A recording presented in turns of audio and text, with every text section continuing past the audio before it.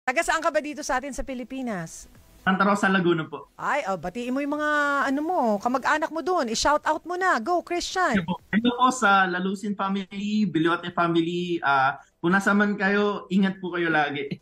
Ayan. And good luck ha sa nalalapit na competition ninyo ni Little Perfect. Talagang napaka-perfect naman yung pusa mo na yan. Pwede bang padala mo kami ng picture? Ay, apaka-cute. Sige po. Oo, padala mo kami ng picture ha, dito sa number namin ha. Tsaka pag nanalo kayo, balitaan mo kami, Christian. Good luck ha. Thank you po, ma'am. Ayan, God bless you. Yan po si Christian Bilyote. Isa po siyang cat owner. Napakagandang pusa. Ano? Si Little Perfect. Little Perfect. Isang British short hair. Yeah. Ganun pa Ano yung isa?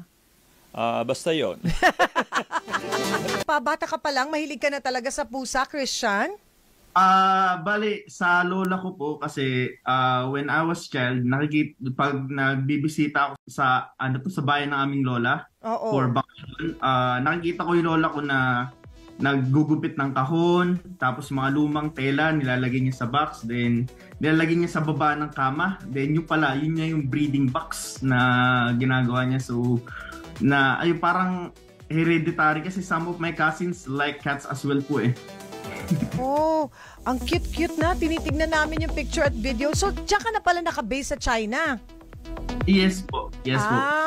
Kaya magandang pusa si Little Perfect. And according to the written standard of this breed, hindi po sila small cats. It should be medium to large size po talaga sila. Medium to large talaga siya. Si Little Perfect, ilang taon na? 3 years old po. 3 years old. Doon po sa mga nakikinig sa atin sa radyo, yung itsura po nitong si Little Perfect, ay kulay, parang gray ba ito, Christian?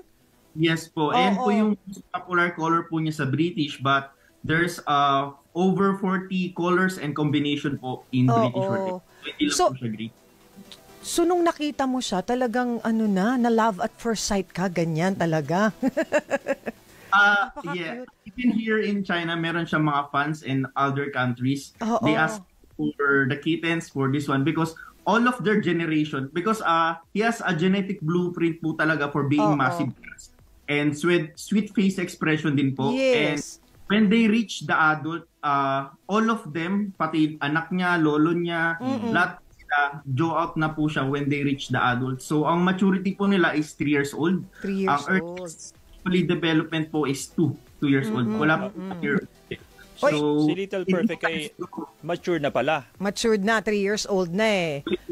Yes po. Oo, yung po nakikinig sa atin sa radyo, ang itsura po nitong si Little Mukhang Perfect. dragon. Hindi ka, parang hawigan ni Garfield. Oo nga. Diba? Kulay. Iba lang ang kulay. Garfield is exotic short hair. Exotic short hair yun. Yes sir, in Alice in the Wonderland po. Yes po. Yung pusa sa Alice in the Wonderland ba yun? Ano bang pelikula? Pelikula ba yun o series? English literature po.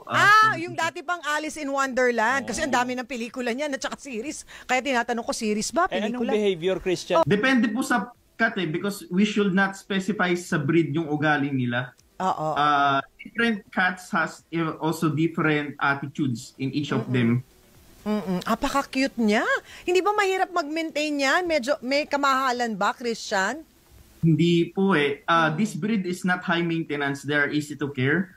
Because they can eat dry food, wet food, or meat. Akala ng iba is may dinadag. Kung may supplements man akong ina-add is fish oil. Since yung bloodline po nila is for show, nag-a-add po ng enzymes. So so absorption po ng ibang nutrients na po nila in competition. Because in competition po is we need also nutrition. So once the judge touch their body, alam nila kung ano yung nutrition intake po nung nakuha po. Alam nila kung ano, pinabayaan mo o hindi. Parang gano'n, ano? Pero Christian, hindi pa ba overweight yung si Little Perfect mo? Tama lang ang timbang niya? Si Garfield nga, 27 pounds eh. This is the norm. It's normal po sa kanila. Ito po yung ideal weight according po sa edad British. niya. Sa breeding standard nila. At sa breed. Oo.